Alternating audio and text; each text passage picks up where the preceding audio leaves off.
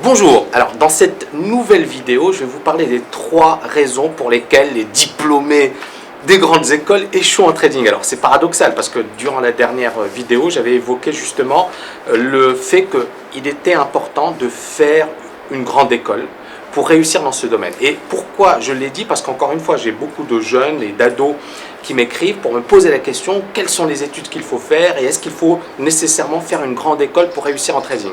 Et je vais dire oui, parce que justement ça vous permet de travailler de manière efficace, ça vous permet justement d'être organisé, ça vous aide également à avoir un réseau, etc. Donc il y a pas mal de raisons qui justifient le fait de faire une grande école. Néanmoins, on s'aperçoit que pas mal de diplômés de grande école échouent en trading. Pourquoi? Premièrement, il y a cette notion de goût du risque. Le problème d'un diplômé de grande école, c'est qu'il est chouchouté. On lui a dit, tu fais partie de l'élite de la nation, tu es super fort, super brillant, etc. Et bien évidemment, il a fait de bonnes études, c'est quelqu'un qui est rigoureux, qui est discipliné, qui est méthodique, etc. Et donc, d'une certaine manière, il est chouchouté. Et donc, il a la facilité, c'est-à-dire il a l'embarras du choix. Donc on lui propose pas mal de boulot, etc. Certains étudiants ne parviennent pas ou n'ont pas suffisamment d'envie pour faire du trading. Parce que justement, c'est dur le trading. Il y a cette dimension psychologique, il y a le fait d'être concentré, le fait de se remettre en question. Quand j'ai eu l'occasion de conseiller pas mal de diplômés de Polytechnique centrale, etc. Et je peux vous dire que, et ça m'avait étonné à l'époque, lorsqu'ils ne comprenaient pas ce qui se passait sur les marchés, eh bien, ils prenaient vraiment un gros coup au moral et certains même pleuraient. Pourquoi? Parce qu'encore une fois, on leur a dit « tu es très fort, tu es très bon, etc. » Et là, ils se retrouvent face à quelque chose qui leur échappe totalement. Et ils ne comprennent pas pourquoi ils ne maîtrisent pas les marchés, ils ne comprennent pas pourquoi ils n'arrivent pas à anticiper, et donc ils se prennent de grosses gamelles. Et donc, d'une certaine manière, il y a ce paramètre qui est le goût du risque. Il faut oser prendre des risques. Et j'arrive sur le deuxième point qui pour moi est important, l'ego. L'ego. Il faut savoir que le problème, c'est que beaucoup de ces diplômés de grandes écoles ont un ego surdimensionné. Et donc, encore une fois, accepter le fait qu'on ne peut pas tout prévoir, accepter le fait que le marché a toujours raison, c'est quelque chose qu'ils n'arrivent pas à accepter ou à comprendre, et donc ils s'entêtent et ils vont droit dans le mur.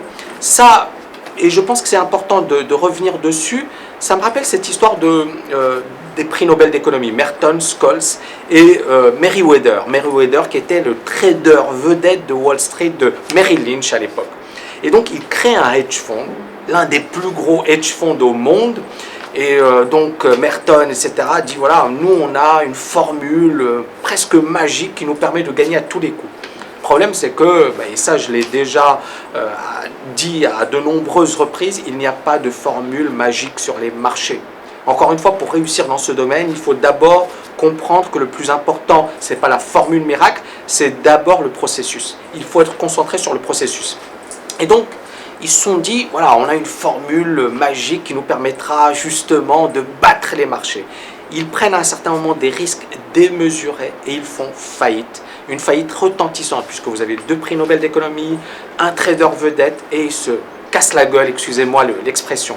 Mais pourquoi? Parce qu'encore une fois, ils n'ont pas compris que les marchés pouvaient tout faire, que le marché a toujours raison et qu'on ne peut pas imposer son point de vue au marché.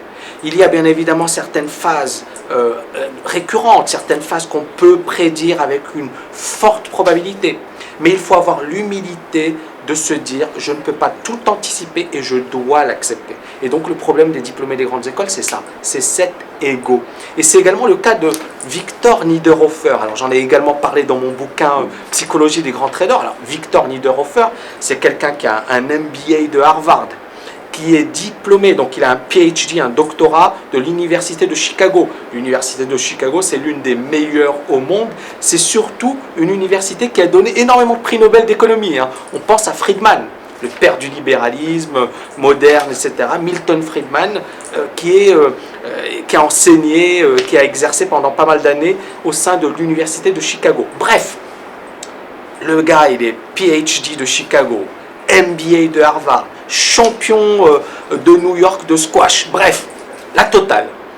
Mais il avait un ego surdimensionné.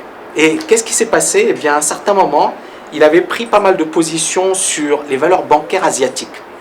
Et au lieu de se dire, bah, le marché ne m'a pas donné raison, je dois arrêter, je dois couper toute position, qu'est-ce qu'il fait? Il s'entête, il renforce ses positions, et puis le marché se retourne contre lui, et il est ruiné, et il est obligé d'arrêter toute activité. Et donc cet exemple, il est extrêmement intéressant, parce que ça montre encore une fois le danger de faire une grande école, parce qu'il y a ce problème de l'ego. Alors ensuite, l'autre raison, c'est... Et ça, je l'ai vu avec certains de mes étudiants qui sont diplômés de grande école et qui me posent plein de questions. Pourquoi? Parce qu'ils sont trop rationnels. Alors, c'est pas méchant, ce n'est pas un défaut, mais en trading, il ne faut pas tenter de trouver des solutions à tous les mouvements. Il faut juste accepter le fait que les mouvements sont aléatoires, que les marchés font ce qu'ils veulent, qu'on essaie d'avoir un système à base de probabilité qui nous permettra justement de battre les autres, mais qu'on ne pourra pas tout prendre, on ne pourra pas prendre tous les mouvements, on ne pourra pas tout maîtriser, et donc à un certain moment, il faudra juste avoir l'humilité de se dire « je ne peux pas tout prévoir ». Je dois effectivement accepter le fait que le marché fait ce qu'il veut et je dois juste me focaliser sur les meilleures opportunités. Et donc ça, c'est quelque chose qui est très difficile à faire comprendre à un diplômé de grande école, alors que justement, pour un autodidacte, c'est beaucoup plus facile parce que il n'y a pas ce frein, il n'y a pas cet ego, et il n'y a pas effectivement ce modelage, c'est-à-dire on l'a modelé à devenir, à faire partie de l'élite, etc. Et donc, lorsqu'il ne comprend pas ce qui se passe, il se dit mince, pourquoi et quelles sont les raisons? Et j'ai envie de comprendre pourquoi. Il n'y a rien à comprendre, il faut juste accepter le fait de se plier au processus et de faire le nécessaire. J'espère que vous avez aimé cette vidéo, il y en aura pas mal d'autres. N'oubliez pas de la liker, je vous dis à très bientôt. Juste une chose, si vous avez des questions précises à me poser, n'hésitez pas à les poser sur le blog et j'essaierai de faire des vidéos pour répondre à ces questions. De toutes les manières, les vidéos s'inspirent des questions que je reçois et j'en reçois énormément, je vous remercie d'ailleurs, mais elles s'inspirent de ces questions, donc n'hésitez pas à me poser vos questions. À très bientôt.